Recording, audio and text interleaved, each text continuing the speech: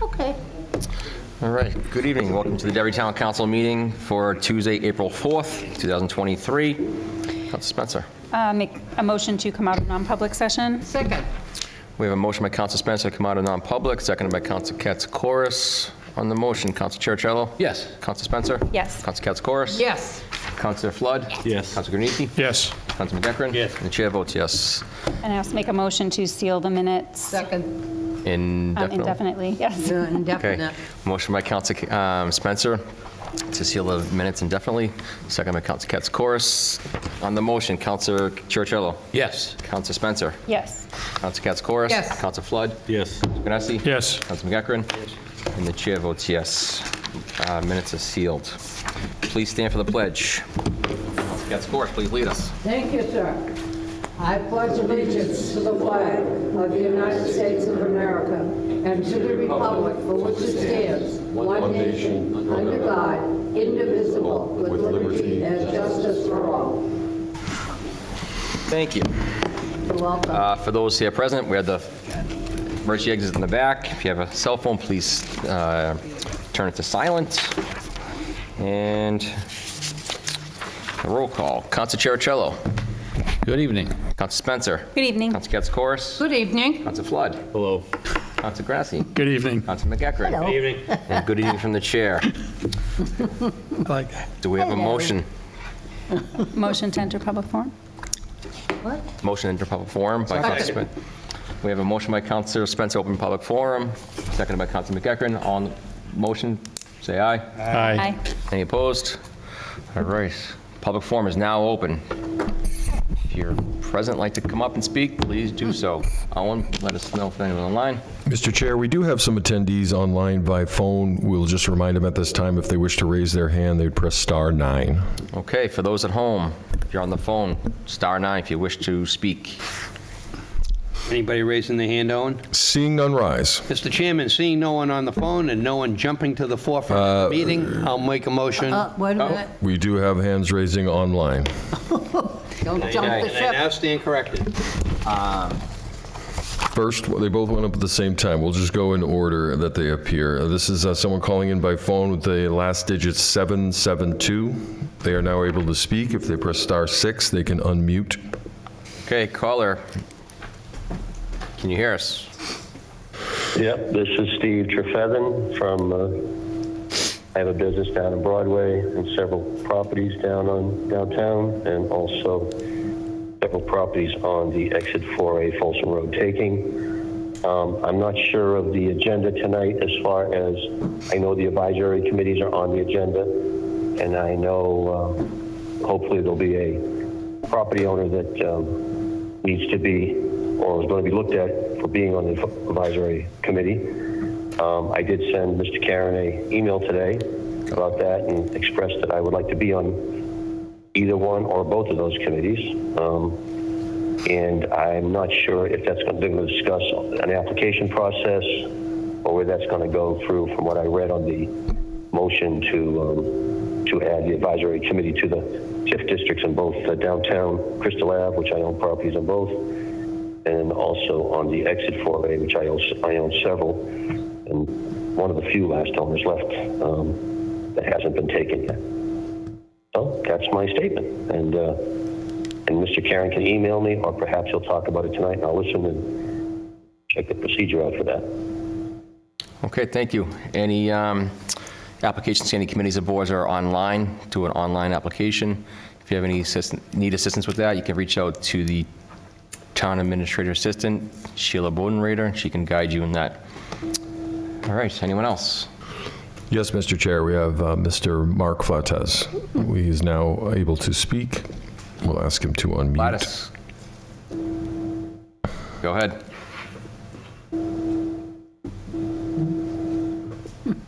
Mr. Flattes, you there?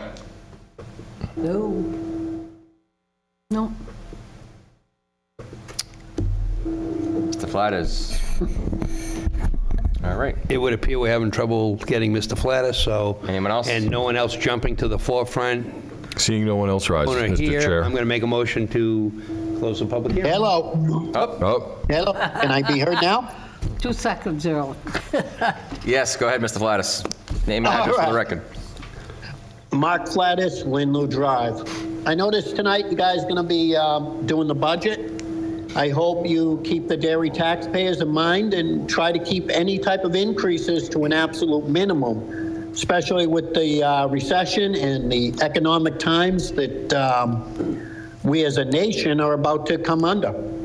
I hope you guys can do whatever you can do to keep it as low as possible so that we don't end up going backwards. Thank you very much. Thank you. I'll try it again. Anybody else? Seeing no one else rise, Mr. And Chair. no one here, I'm going to make the motion quicker this time. Move to leave public hearing. Second. We have a motion by Councilor McEachran to close public forum, seconded by Councilor Spencer.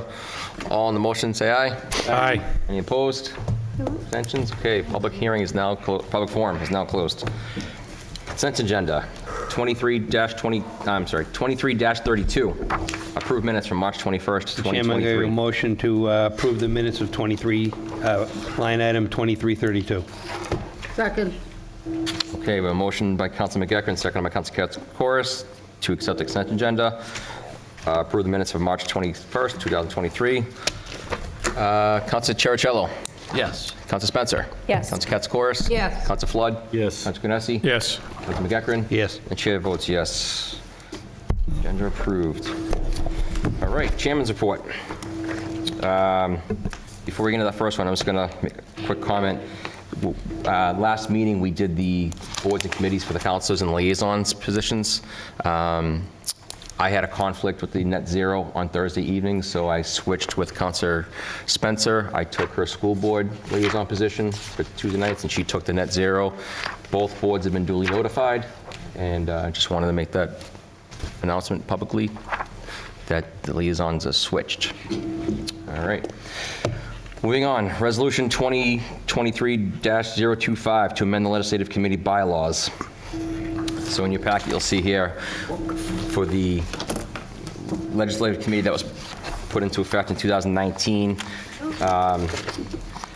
wanted to simplify it a little bit and try to level it out a little bit. Under the chair's report. Okay. So, councilors, if you had a chance to read those, if you have any, I know Councilor Spencer had some additions you want to make on that. Yeah, I just had two suggested changes under the mission in an effort to make all of the represented groups kind of more on equal footing. The mission currently would read, the legislative committee is to bring together the town's elected state delegation with representatives of town government school district. I would just suggest changing it to the legislative committee is to bring together representatives of the town's elected state delegation, town government, and the school district. So it's kind of, they're all the different groups that are coming together for one group instead of, it kind of singles out the state delegation as being somehow invited in. And I think the effort is to avoid that they're part of the group, not an invited separate piece. Okay. What was the verbiage again, if you don't mind, Aaron? Just changing, so it would say the legislative committee is to bring together representatives of the town's elected state delegation, town government, and the school district. And then the rest would be the same. Representatives of, okay, Yeah. cool. And then do you want me to talk about the other one? What do you now, have? too? Good. So the other one was under the terms for the committee. We have two bodies that run from March to February and another one that runs January to December, and it really, so we don't have to all be on the same. So I would suggest changing the first sentence under membership without kind of talking about when the terms run to just say terms for the committee shall be determined by each appointing authority. Put a period after that and the rest goes away so that the council can appoint when we do our normal appointments, but the state reps can also do that shortly after there. So get rid of the "the" and the word "each." Replace the with each and get rid of everything after appointing authority. Each appointing authority, period. Simplified. Yeah. That was it. Okay. Mr. Chairman, I'm Anything else? going to Yes. make a motion that we accept it as written with the suggestions from Ms. Spencer. Second. Okay, any other discussion on it? Councilor Cherichello, do you have anything you want to? The only, I haven't really read it through completely. I'm sorry. I haven't really read it through completely. I will make a comment, though, because typically the last couple times this group has met, it seems that they've met after the legislators have put their bills in. So timing is kind of critical because we have to get that down. Right. But I don't know. So it is highlighted here and was in the past that it's supposed to meet quarterly, and it never did. Right. So Right. I can assure you as the member from here, it will meet quarterly. Yeah. Right. Yeah, And it will be. so the reason minimum. brought up, which is, again, just to level the field with it. So, Council Spencer, if you're in a minute, I'm going to have you read the whole thing for those at home and in the public. Yeah. It's short. But before we do that, I also want to, it's comprised of the town council, the school board, and the state representatives. So I did extend an offer to Pinkerton Academy, reached out to them, and I've not heard back from them, so I would also strike that in the bylaws here and strike them from this. I would leave them in and let them have the option of not coming. I would not support striking them. No, Okay. It's up to you. I would leave it in, and it's Yeah. their option. stop, yeah, And partially because, they are a critical part of the community. Right. And if they choose to attend, that's fine. If they But don't? they need to be offered the opportunity. So striking them, similar to some of Erin's words earlier, I want to be inclusive here. If you decide not to come, that's fine. But our tax rate is consistent of a school department, the town, and Pinkerton. So we should be inclusive and let them have the option not to. So, Mr. Chairman, wouldn't the Pinkerton Academy fall under the Derry Cooperative School District? No, because because of how it's structured, it's a totally separate entity. Because of it's implied that it's a different district, and they should have their own representation. They do have a separate part of the tax. I'm just a little bit confused because co-op means you have surrounding communities, and elementary school, kindergarten to 8th grade, there's no surrounding towns. The only co-op is Pinkerton. So that's why I'm thinking Derry Co-op includes Pinkerton Academy. You could kind of hit it with that one word, but maybe I'm wrong, I don't know. I think the problem, I agree with you on that theory of that. The fact that if Pinkerton had a representative sitting on school board meetings, then I would be inclined to agree with you, but their only representation at that meeting is a student that comes to give updates. So I think they would ultimately be left out if we went that route. Okay? I mean, So, And ultimately, the purpose of the board is to talk about legislation that affects the entire town of Derry. So you need to hear from Pinkerton Academy, Yeah, as no well as doubt, the school yeah. district and us. And it's not school-centric. If you read the mission statement, it's about the town as a whole. Oh, yeah. And so there's certain legislation that happens up in Concord that you're well aware of, Brian, having sat up there, that could impact Pinkerton, but not grades 1 through 8. And there's legislation that could impact the town and Yeah. so on and so forth. So I think having representation from a broader spectrum is the way to go. Plus, we get to find out, hopefully, what everybody's up to in line with all the building and things going on in town now. It would be this group that could sit down and do some capital improvement planning, understanding what everybody's long-term plans are to help level set the tax rate and possibly use our influence in Concord to help get some money across the board for towns or schools. So part of like a GMO light, having everybody there to understand their long-term plans is critical. so I have one more question. yes, go ahead. So, correct me if I'm wrong, originally this was really a town council committee inviting school board, and so is it remaining that way, or you're saying you're leveling the playing field, so like who's running the show? Is it going to be still the town council? Is it a combination of everybody? So, I imagine, so the goal would be to have it be an independent committee, like other boards and committees we have, and then just have them report to town council in January, as per the town charter. So basically, they can meet their quarterly meetings, and then they pick their own chair and vice chair, et cetera, and then they come before the council in January and update us on what they're doing.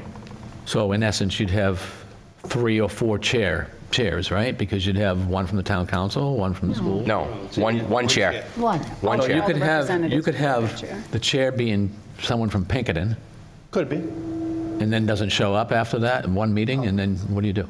So, well, that's up to the body that's formed, so we have the 3 councils from this body, plus the school board, whoever they still have to pick theirs, and then the state representatives will pick their 3, and then they decide who their chair is going to be to run the meetings and do the updates and whatnot. Right. And then, so, and as far as Pinkerton, that's a whole nother set of things, because in here, for the membership, we have 3 representatives from each department or each entity. So we have 3 from the town council, 3 from the state, and 3 from the school board. So we'd have to One from Pinkerton? come up with what we want. 3 from Pinkerton? One from Pinkerton, and then Senator Our Birdseye. senator, yeah. Yeah. Yeah, I think back to Brian's point about they are technically part of the cooperative school district. I think Pinkerton should be just 1, not 3. Okay. So we'll add that in our membership then, so 1 member from Pinkerton. So that will change it I to thought that 11 was from there. 10. Oh, yeah, because you remove Pinkerton, yeah. All right.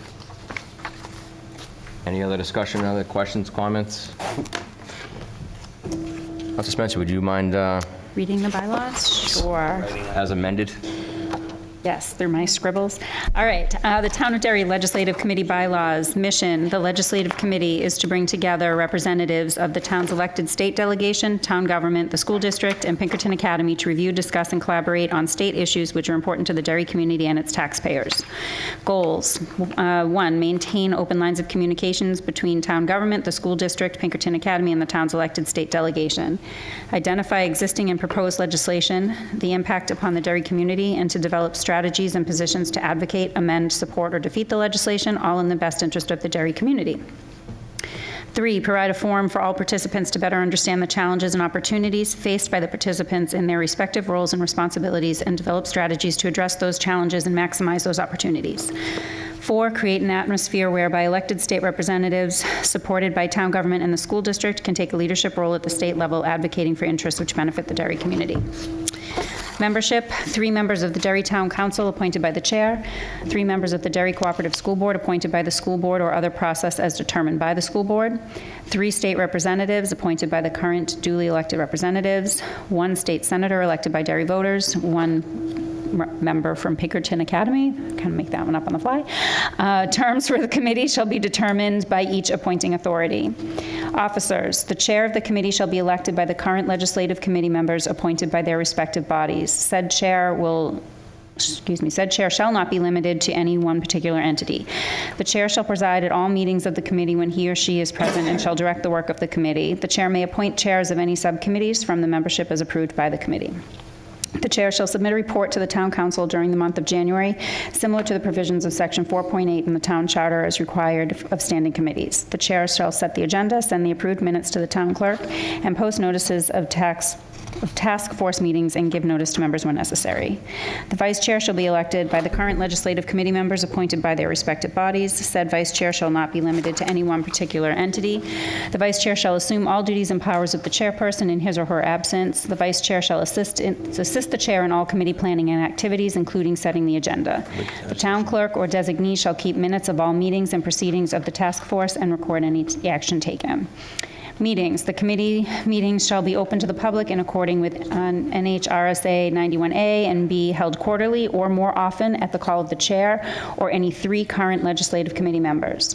The time and place of each meeting shall be posted in accordance with these requirements. All meetings will be held in accordance with the Derry Town Charter and will follow Robert's Rules of Order.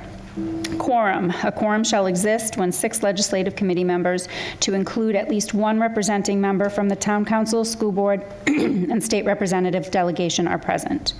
Amendments. These bylaws may be amended any time by any member bringing forward that amendment at a scheduled public meeting. A discussion may follow and a second reading of the amendment shall occur at the following scheduled public meeting, which will become effective immediately upon an affirmative majority vote. Chairman, if there are no other questions from I any, do. apparently there's another question. Sorry, I think I had another question, unless I just didn't catch it while I was reading it. Yeah. So we don't specify when this chair gets voted or how long they're the chair for. So that, I think we just need to make clear, like, when do you do that? And when does it change? That's my only question.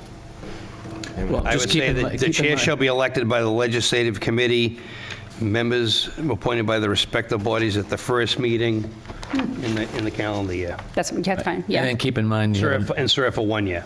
you have amendments on the last page, so as we go along, Right. if we figure, Right. Board if can it's do it. something different, we can add. Correct. I would just say at the first meeting Yeah. Of each of calendar year. of each calendar year to serve for a term of 1 year. Calendar year to serve for 1 year. Yeah, that's perfect. Yeah, good. Okay. I don't have any more questions now. All right, any other questions on that? Okay, so now we have a resolution, so if anyone wants to... I will be happy to read the resolution. Resolution number 23025 amended the bylaws of the Legislative Committee. Whereas Section 5.1 of the Town Charter vests the Town Council the powers of the legislative and governing bodies, and whereas the Town Council pursuant to Resolution 2019-15A established a legislative committee whose mission is to promote local interests to the state government, and whereas it is beneficial to the community that the mission goals and activities of the community be reviewed, amended, and adopted by the town council, and whereas an amendment clarifies that the legislative committee shall have the authority to further amend its own bylaws as a self-governing entity, now therefore be it resolved in the council that the town council hereby adopts the amended bylaws of the legislative committee, including mission goals, membership to reflect its important work to the community. This resolution shall take effect immediately upon passage, adopted April 4th, 2023. Second. Okay, we have a motion by Councilor McEachran, seconded by Councilor Spencer. On the motion, Councilor Cherichello. I'll vote yes. I'm curious to see how it's going to be a little bit different, but we'll see how it works. So yes. Okay, Councilor Spencer. Yes. Councilor Katsoukaris. Yes. Councilor Flood. Yes. Councilor Granessi. Yes. Councilor McEachran. Yes. The chair votes yes. Motion passes. All right, Town Administrator's Report. At the FY24 budget presentation, Mr. Karen.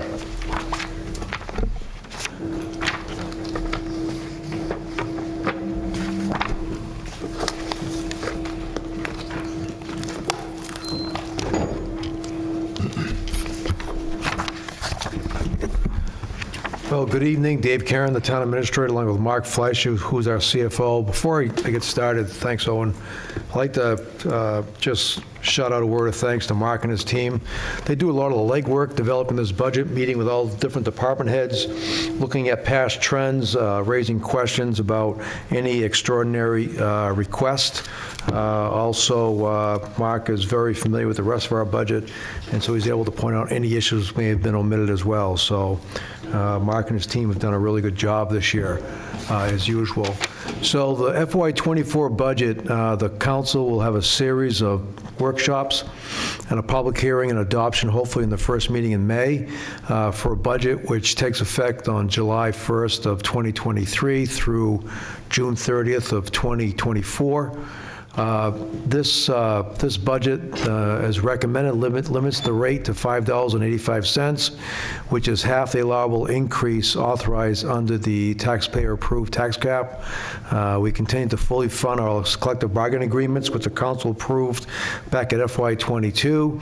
We are seeking to elevate currently two permanent part-time positions to full-time status, including one which is impacted by the FY15 fiscal crisis. That's the last position to be addressed. We also had the responsibility to absorb all new debt service from the bond issues approved during the last year's process, namely for a central fire station and the culvert replacement program.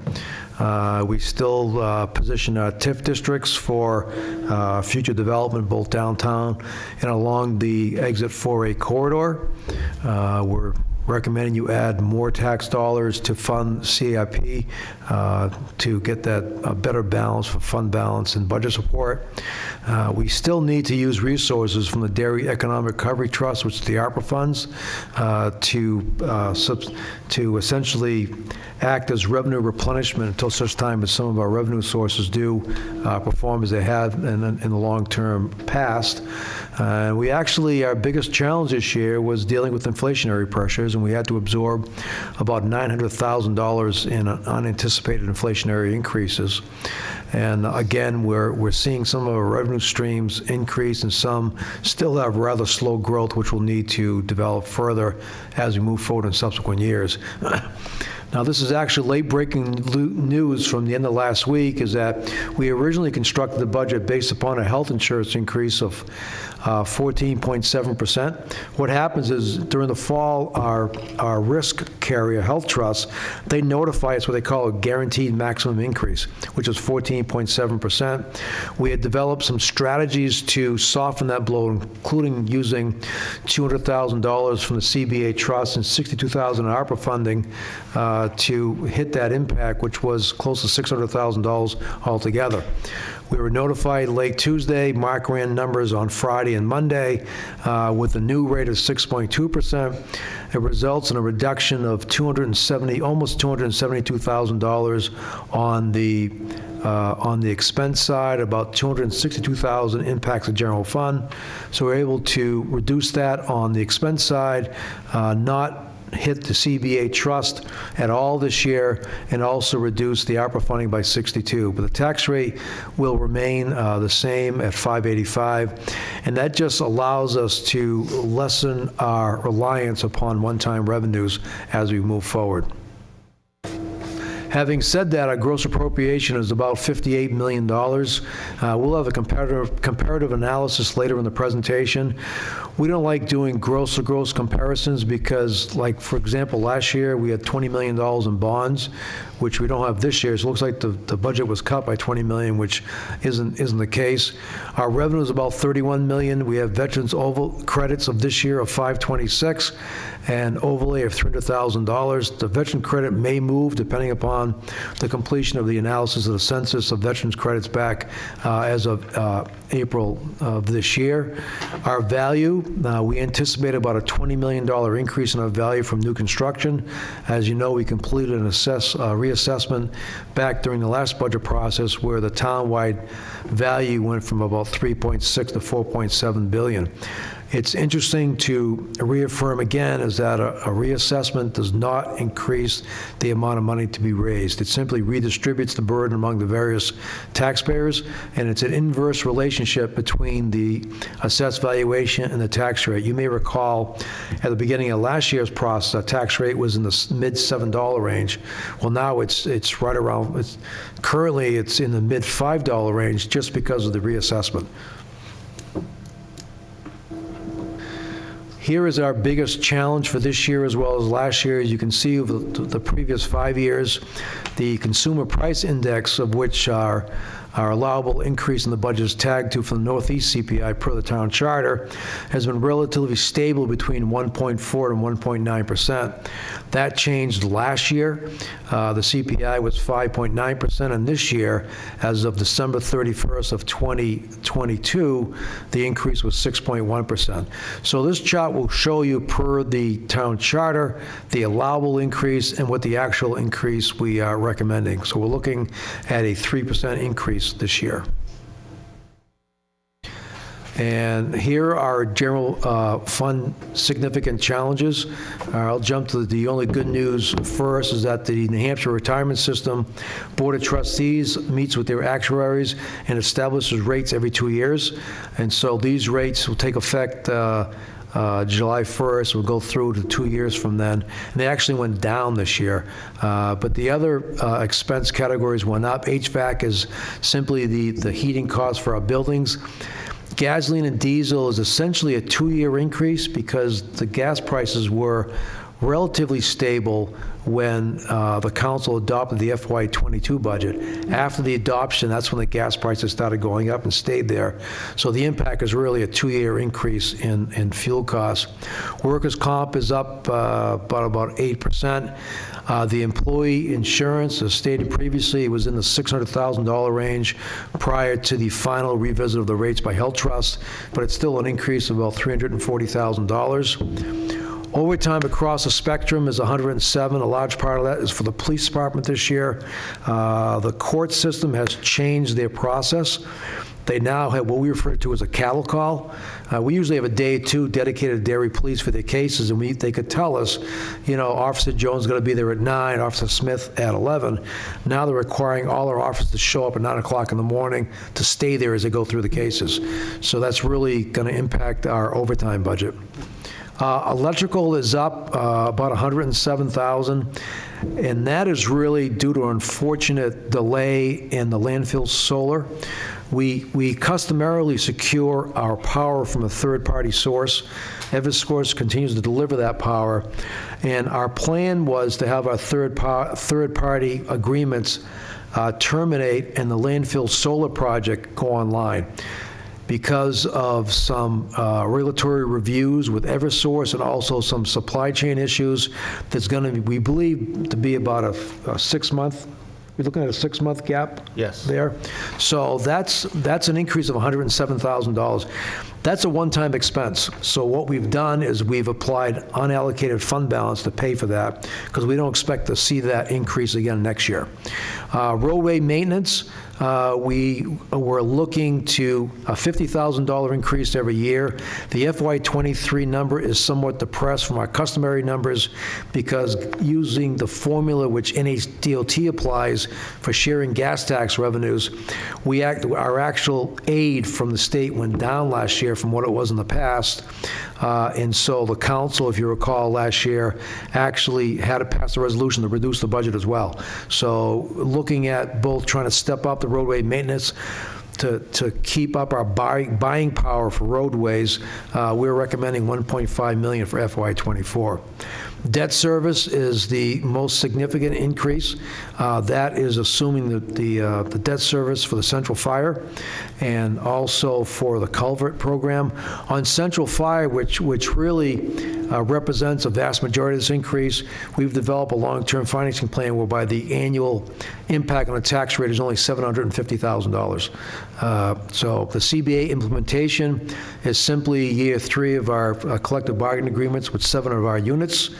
We'll be negotiating with 2 of those units this year. They agreed for a 3-year term. The other units went for 5-year terms. And so the impact of that on this year's budget is about $405,000.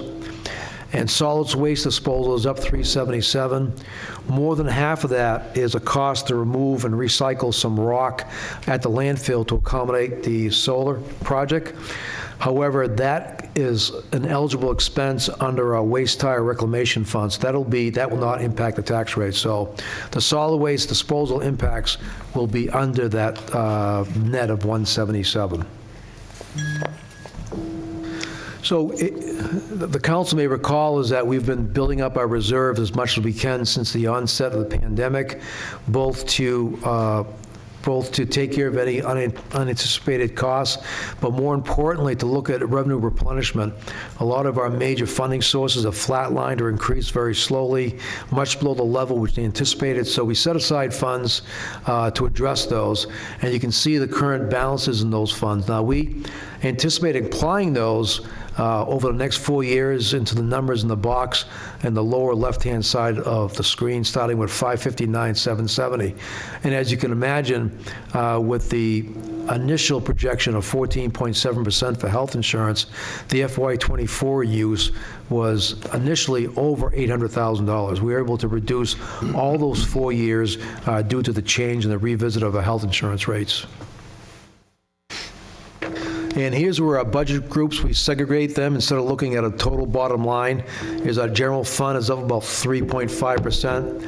Our capital investments are down by about half. Those are really cyclical. However, the actual community investment into capital projects remains the same based upon this debt service and also payment off of lease purchase arrangements for our rolling stock.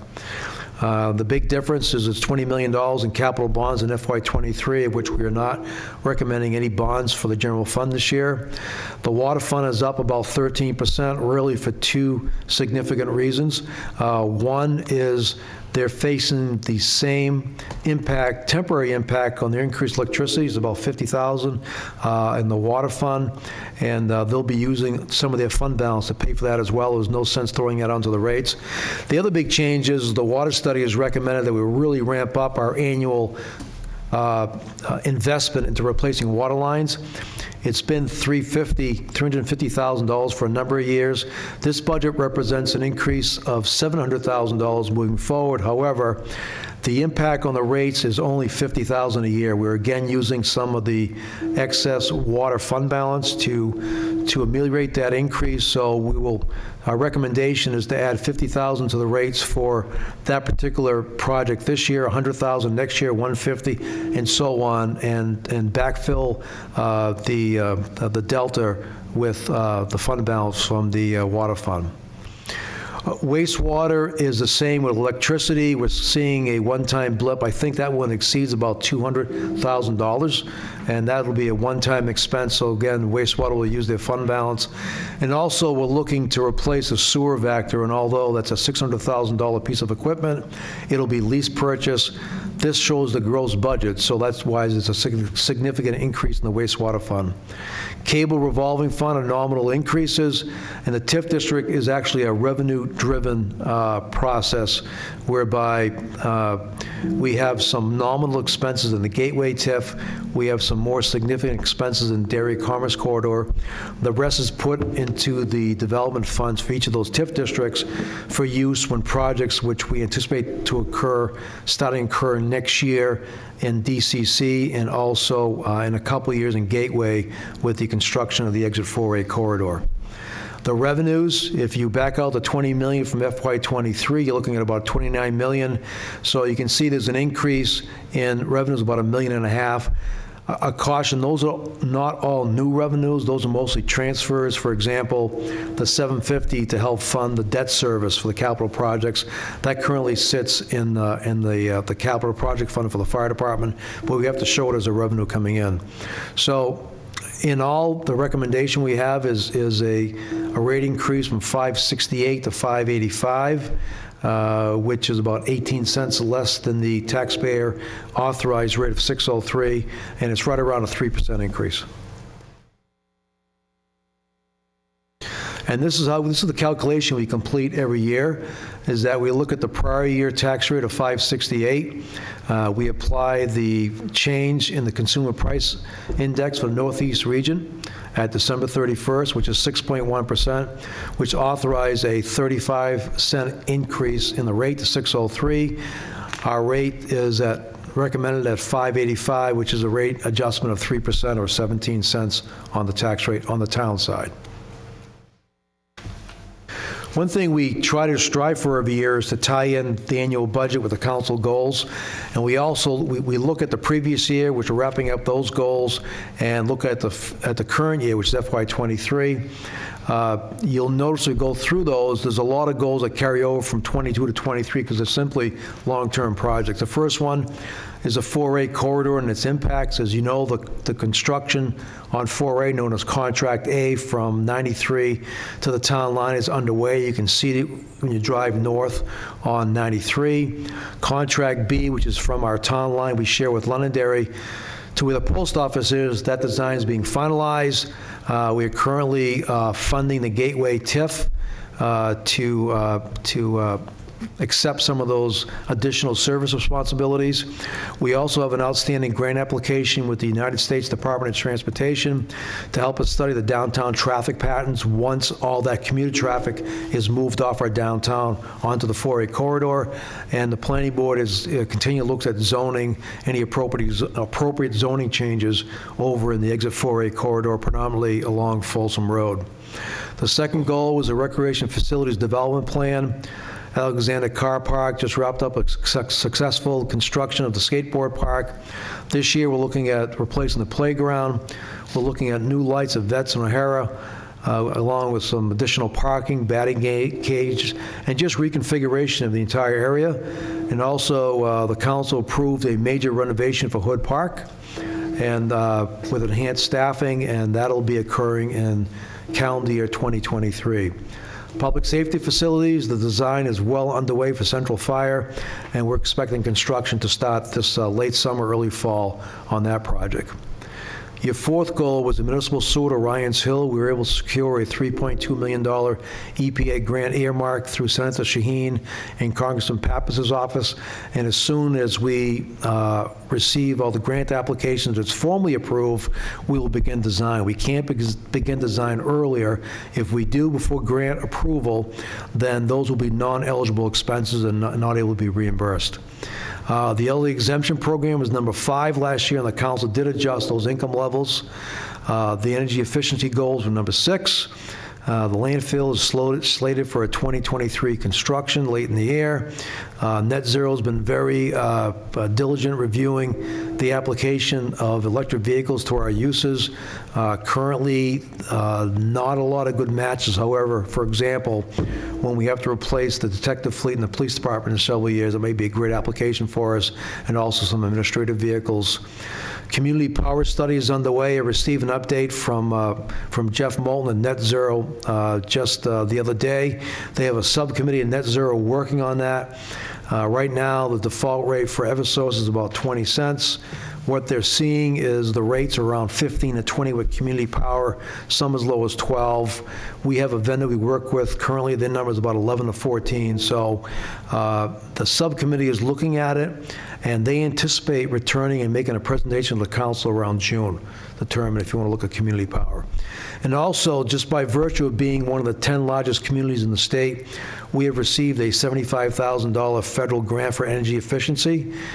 Fortunately for us, a lot of our buildings are already energy efficient, so Mike Fowler is exploring the potential using these funds to extend natural gas up to the central fire station. We think using natural gas there on a long-term basis would be a lot more efficient for us. Number 7 was development at Abbott Court. We have a parking structure design underway. At the end of the day, we'll be bringing back to the council what they call a massive development agreement between the town and the developer to construct the improvements there. And of course, we're still waiting a court decision from the ZBA, which ruled in favor of the application, but was appealed to the Supreme Court.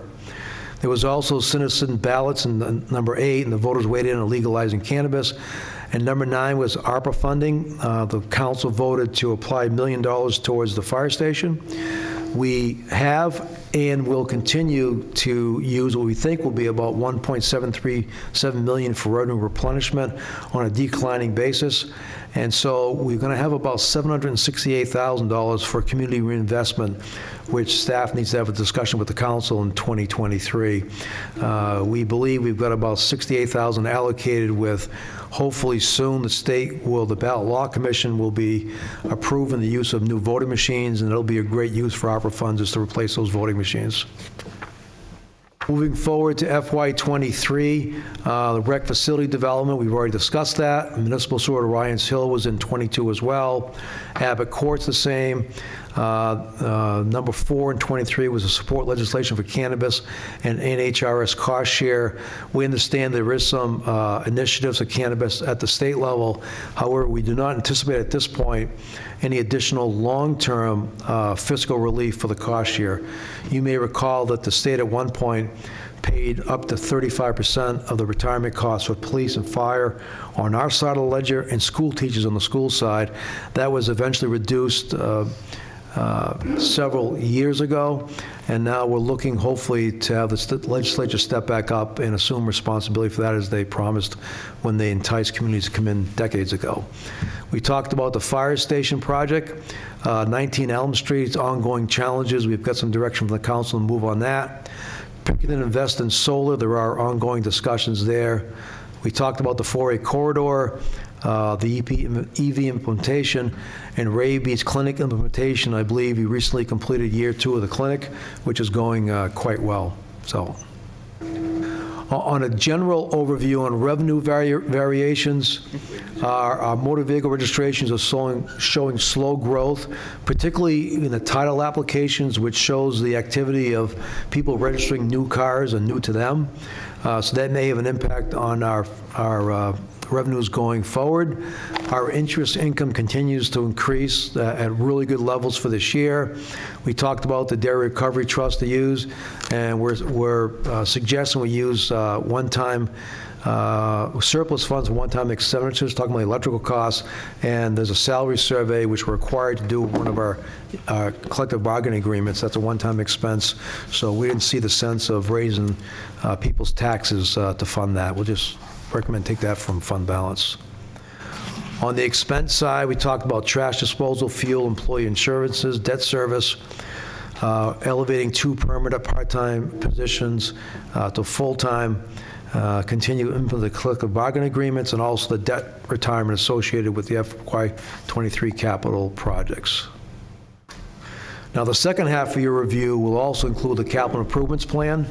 What happens is that the departments submit the request to the finance department. Marks takes a lead in developing those, developing long-term plans to make sure that we are at a minimum contributing or allocating a level percentage of resources of the community to that plan. It was presented to the planning board back in February for review and consultation, and the council, per charter, is required to adopt the plan without modifications by June 1st. The funding structure is pretty much the same. Water and wastewater are ultimately funded by customers with hopefully some assistance from the state revolving funds. Cable projects are through franchise fees. And one thing we've done, both with the cable capital and cable operating, is we work with Owen to develop a 10-year plan with the presumption that we'd see a reduction of about 2.5% of revenues a year from people cutting the cord. We revisit that every year, and for the last year or two, we've not seen that reduction in cable revenues. So we just go back with Mark's audit, we plug in the receipts we received from the last year, and keep looking at a 2.5% reduction moving forward on an annual basis. That makes us budget conservatively to make sure that we can still carry forward the activities of the cable division in the event of significant revenue loss. And last is on the general fund side, we continue to fund a vast majority of our capital projects through reserve funds, which are funded through a majority of unallocated fund balance. Our goal is to allocate about $1.5 million a year. Of that amount, only $300,000 is from the general fund, which means the 1.2 can be unstable, given depending upon the performance of the previous year budget and the unallocated fund balance, which may or may not be available. Looking at the plan, this pretty much looks like what you've seen in previous years, with one major exception, is that the fire has really increased, and that's simply a reflection of the council's vote to replace Central Fire Station. We don't have a lot of major significant projects for this year. Looking to replace the tasers, looking at an off-road gator, which will be managed by the fire department, but available for other town departments for off-road assignments and emergencies. We're looking to replace our dispatch console furniture, which will be transferable to our new Central Fire Station when that's completed in 2024. And that is a conceptual picture of what we think the Central Fire Station will look like upon its completion. These are some of the vehicles will be slated for replacement throughout our public works spectrum, from parks to code to engineering to highways, water and sewer. Most of our vehicles are in the 10 to 12-year-old range that are looking at replacing. The major projects for FY24 is to start implementing the replacement of culverts. I talked with the Director of Public Works this year, and actually we're going to be finishing the engineering soon, bidding it out, but we expect construction to occur in spring of '24. Given the permitting process and some supply chain issues, we're really concerned about getting the projects done in good weather. So Mike recommends that we actually do the actual construction starting in spring, summer of calendar '24. This is a picture of the major project at Hood Park, looking at a mini splash pad, renovated ADA compliant playground, and some paths, and also general renovations throughout the facility, including new lighting. And the budget schedule we're looking at is pretty much the same as last year, except last year the council dedicated an evening looking at the water master plan, which has been completed. So essentially, starting next Tuesday, we're recommended to meet essentially every Tuesday and Thursday for the next 2 weeks, with a public hearing on the 25th of April and a tentative budget adoption on May 2nd. And at this point, we'd be happy to answer any questions which you may have. Questions? Council Chair Trello. Thank you, Mr. Chairman. So, Dave, in Concord right now, there's a bunch of bills dealing with the retirement fund, specifically Group 2, and we don't know where those are going. Are we monitoring those to see what the ramifications of those could possibly be? Now, there's one bill of significance, is that the retirement system was overhauled in 2011, led by Senator Bradley. And so they essentially created a two-tier system whereby if you were vested at the time the change occurred, you were under the old system. If you were not vested, you were under the new system. One of the bills in the legislature is to consider for Group 2 only, Right. that those folks who are in the system but not vested as of the time of the changes go back to the old system. Right. Now, that cost for Group 2 is about $25 million. Statewide. Statewide, What about specifically in our town? well, it's $25 million statewide. The House has recommended the state pay for that. And we have two concerns, is that unfortunately, the state's track record of keeping those promises moving forward is not the greatest. So we are concerned, one, that $25 million on an annual cost may fall to municipalities at some point, as early as the next rate review, which takes effect of July 1st of '25. And also, there's a question of equity whereby if the legislature is going to change it for those folks on roll for Group 2, what about those folks in Group 1? So that's the concern. As far as we're aware, there were several bills which would have the state assume on an ongoing basis, instead of the 35 and the 30%, which they had historically, which was removed during the Governor Lynch administration, to fund 7.5%. And as far as we know, none of those have made it out of the House. Okay. So you don't feel like there's any bill that could affect us financially in this year? Well, if the state keeps their promise in subsequent years, no. But if they don't, then there's going to be Okay. another significant hit to us. And then the other question I had, well, not question, but have we done a market analysis on the current fire station? No, we haven't. We plan on doing that this year. We have to hire a professional appraiser who not only is aware of institutional commercial property, but also the impact of having a cell tower, which is a revenue generator on that property. Armed with that information, we'll come back with the council and get guidance as to whether we should market that property with the cell tower or without the cell tower. Okay, and then the last question, if that's okay, and I don't know, maybe it's a question, Jim and Dave too. What is that central fire station, what's the zoning down there? Do you know? Near the golf course? Circle. Do you remember at all, or is it something we need to change, or? I'd have to go back and look at it, but I want to say it's commercial? It's one of the MHDRs. It's So resident, okay, residential. I don't believe that's commercial. okay.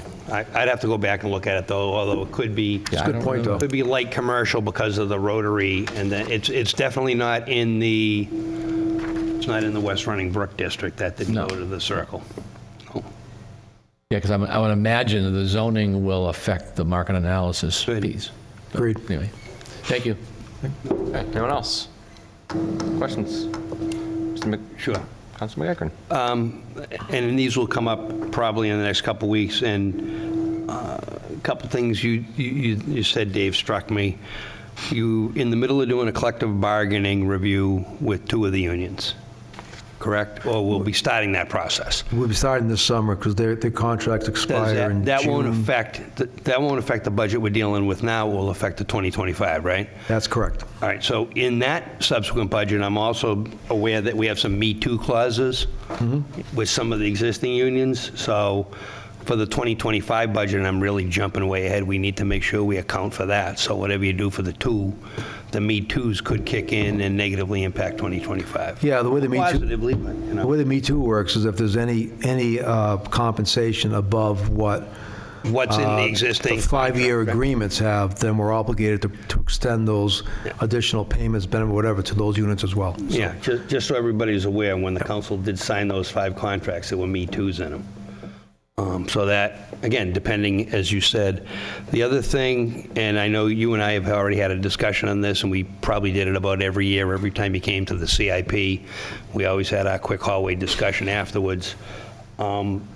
It's, and Dave mentioned again tonight, so I'll mention it to this group, it's somewhat concerning how the capital improvement budget is funded with surplus, as opposed to tax revenue.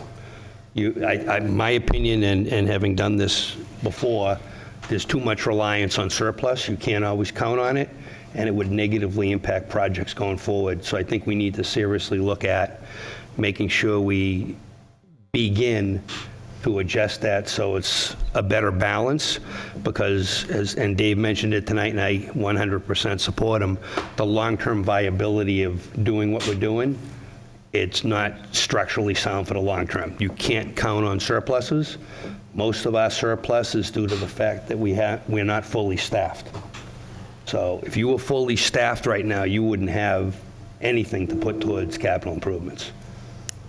So I think as a group, I'm just suggesting everybody be aware of that, and I'm just making you aware of that. And my recommendations when those come up are going to be to shift some of those alternatively so we can structure ourselves for the long term. I think part of our job here is to not only worry about what we do while we're here, but you're elected to take care of the town long term, not just for the term that you sit here. And I think it's critical, and it's part of our responsibility to set the town up for a long-term viable structure. And I, quite frankly, think that's almost more important than what I do when I'm here, as long as I'm here. I want to make sure it's structured properly going forward. So I would urge everybody to think long and hard about how we reallocate some of the funds the way they are now. Anybody else? Okay. You have questions? No, I think he looked it up. No, I looked it up. I believe that area is medium, high-density residential. So, It's one, it's not two, right, Dave? It's one? MHDR, period? MHDR, yes. Yeah. I believe it is. That's what it shows on here. MH? MH, MH, So it's the multi-high. correct. yeah, medium, high-density residential. Okay, thank you. And by the way, for the public, that was Brian's question on the fire station, just Yeah. Yeah. since we're going back about 10 minutes. Any other questions, comments? Good No? job. All right, Okay. thank you. The rest of the TA report, we covered a lot of the updates during the budget presentation, but just 2 more. We talked about the culvert schedule, the efficiency grants. Natural gas prices are taking a dip currently, so Mike filed and negotiated some new rates, and new rates will take effect on January 1st of 2024, which will help with our rates.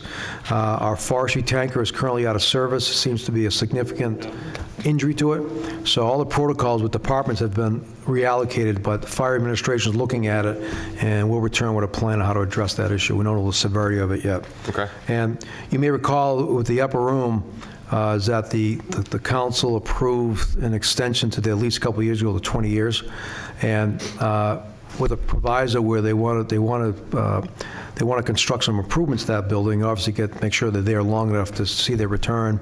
And we'll be returning in May. We anticipate seeking permission to apply for 2 community development block planning grants. They're about $25,000 each. One is for upper room for planning. The other one is, I just received a call the other day, is from the Granite Estates Cooperative Park. They're on town water. They want to look at replacing and improving their water lines inside their park. So these grants, essentially, you have to be a municipality to apply for these grants. So then we'll sign a sub-grantee agreement with these different organizations. But they're both planning grants with no match, so they can get a better idea of the level of magnitude of their project and set up their financing if they do move forward with different projects. That's all I had. Okay. I have a question, just while you're sitting there. April 11th, which budget is that, just for the people at home, so they'll know if they want to tune into that one or not? I think that's general administration. Generally, okay. Right. All right. Administration and finance. Yep. All right. Thank you. All right, thank you. Mr. Chairman, it looks like the next thing's a public hearing. Would you like me to make a motion to open it? Probably wait for the presentation, then we'll open it. Oh, I apologize. We'll do that. I apologize. I jumped the gun. No worries. All right, so next, public hearing, 23-22, resolution 2023-021 to authorize purchase of 6.5 Meadowbrook Road. That's what Tom was here. Deputy Director of Public Works, Tom Carrier, presenting. Good evening, Tom. Good evening, councilors. We are here for the second of two required public hearings under RSA 4114 on Resolution 2023-21. We first heard this at the council's March 21st meeting. The resolution authorizes the town to purchase a vacant 9.5-acre parcel at 6.5 Meadowbrook Road. This parcel consists mostly of lowlands and a pond. The importance of this parcel is that it abuts a 3-acre town-owned parcel at 23 Adams Pond Road, which was the location of the former Meadowbrook community wells, which are no longer in service. This well lot is a landlocked parcel and has no public road access. So the council's already authorized the sale of the well lot under Resolution 2021-36. The purchase of 6.5 Meadowbrook Road when merged with the 23 Adams Pond Road parcel, will create a 12.5-acre lot with just under 300 feet of frontage, which would make it a more valuable potential building lot. The purchase price of 6.5 Meadowbrook Road is $20,000 and is to be funded from the existing water enterprise funds. By comparison, last summer we sold a similar well property within the Woodland subdivision for just under $135,000. So we feel that the purchase price of $20,000 will be more than offset by the sale of that lot. Council action would be requested on this resolution at their April 11th meeting. Move to open the public hearing. Second. Okay, we have a motion by Council Churchill to open public hearing, second by Council McEachern. On the motion, Council Churchill. Yes. Council Spencer. Yes. Council Katsoukaris. Yes. Council Flood. Yes. Council Ganesi. Yes. Council McEachern. Yes. And the chair votes yes. Public hearing on this matter is now open. If you wish to come up and speak regarding 6.5 Meadowbrook Road, please come up and do so. And those- Mr. Owen, is there anybody? Seeing none, rise online, Mr. Chair. Chairman, seeing nobody rise on the phone or anybody here, I'll make a motion to close the public hearing. Second. All right, motion by Council McEachern, second by Council Spencer to close public hearing. On the motion, Council Churchill. Yes. Council Spencer. Yes. Council Katsoukaris. Yes. Council Flood. Yes. Council Ganesi. Yes. Council McEachern. Yes. And the chair votes yes. Public hearing is now closed. Councilors, any questions for Mr. Carrier? No comments? Pretty straightforward. Pretty straightforward, yeah. I just want to confirm, we're going to, so the 11th is the budget meeting. We are going to do it during that meeting, not our next regular scheduled town council meeting. Take the action. Good question. I just want to make sure that that was real. Yes. We had the right date. We are Yes, gonna- correct. Okay. So this will be the first. I'm sorry, I was checking something. Yeah, no, she asked, she I wanted just wanted to- yeah, I during just the wanted to budget make sure. hearing, we're going to do the final. Yeah, disposition. the the budget- state law budget requires hearing. at least 7 days between the second public hearing and approval. Right. So 11. All right. I just wanted to make sure we weren't, that wasn't like, we are meeting, but we were meeting for the budget. I wanted to make sure it wasn't really the We'll date we'll after. post that meeting as well for this. Right. Perfect. Yeah, so just for Okay. those at home, per state statute, 2 public hearings are required for this matter. Tonight is the second hearing, and then action can be taken no earlier than 7 days on this, so that will bring us to April 11th. Right. at the budget, and then we'll And we'll be deal here with that. anyway. Thank you, Tom. Thank you. Thank you. New business, 23-33, Resolution 2023-023, to amend the Gateway TIF District bylaws and advisory board. Mr. Karen. Okay, thank you. My comments will apply both to this agenda item and the next one.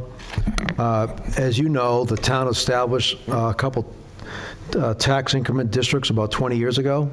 The law requires that you have an advisory board for each of those TIF districts. The law up until last year required that at least half of the board members either own businesses or properties or reside in or adjacent to. That was changed last year, in which only one member has to be, you can have more than one, but at least one has to meet that criteria. So therefore, what we're recommending, also, it's been our past practice here to have a 5-person board, and then 2 non-residents or non-business owners would be recommended by the Economic Development Advisory Committee, of which the council sunsetted several months ago. So what we're recommending is that for each of these tax increment financing districts, that you maintain a 5-person board, that the council liaison actually become an ex officio voting member of the board, that you have at least one person that presides or owns property within the district, and then the other 3 can be at large, or you can have up to the other 4 residing within the district. It's totally up to the council. So it sort of makes it more streamlined, and looking at some of the projects coming up, both in Gateway and Dairy Commerce Corridor, we expect these committees to be more active than they have been in the past. So we would recommend that you adopt resolutions actually 2023-23 and 2023-24. Any questions, comments? If there are no questions, I'll make the motions to move. So seeing no comments from any of my fellow councilors, I'm going to do them one at a time. Correct. I make a motion to adopt Resolution 2323, and I guess I got to read the whole thing. Whereas Section 5.1 of the Town Charter vests the Town Council the powers of the legislative and governing bodies, whereas the Town Council established the Gateway TIF District under Resolution 2020-015, whereas the Town Council established an advisory board under Resolution 2020-054 to provide input and guidance on TIF district activities, whereas legislative changes have allowed greater flexibility with the composition of the advisory board. Now therefore be it resolved in council that the Town Council hereby amends the Gateway TIF District bylaws to provide additional flexibility with the composition of the advisory board to operate in accordance with the attached bylaws. The resolution takes effect immediately, adopted April 4th, 2023. Second. Okay, motion by Councilor McEachran, second by Councilor Cherichello. On the motion, Councilor Cherichello. Yes. Councilor Spencer. Yes. Councilor Katz-Corris. Yes. Councilor Flood. Yes. Councilor Granessi. Yes. Councilor McEachran. Yes. And chair votes yes. Mr. Motion Chairman, I can make the second motion, or I can say it's exactly read the same. It's really nice for Councilor McEachran to Just read read them all. That's good. I like that. Okay. Just get right to it. Oh, boy. Yes. Then I'm going to read the whole thing as requested by Councilor Cherichello. Resolution number 2023-024. Whereas Section 5.1 of the Charter vests in the Town Council the powers of legislative and governing bodies, and whereas the Town Council established the Dairy Commerce Corridor TIF District under Resolution 2019-12, whereas the Town Council established an advisory board under Resolution 2019-039 to provide input and guidance to TIF district activities, and whereas the legislative changes have allowed greater flexibility in the composition of the advisory board, now therefore be it resolved in council that the Town Council hereby amends the Dairy Commerce Corridor TIF district bylaws to provide additional flexibility in the composition of the advisory board to operate in accordance with the attached bylaws. This resolution shall be effective immediately upon its passage, adopted April 4th, 2023. Second.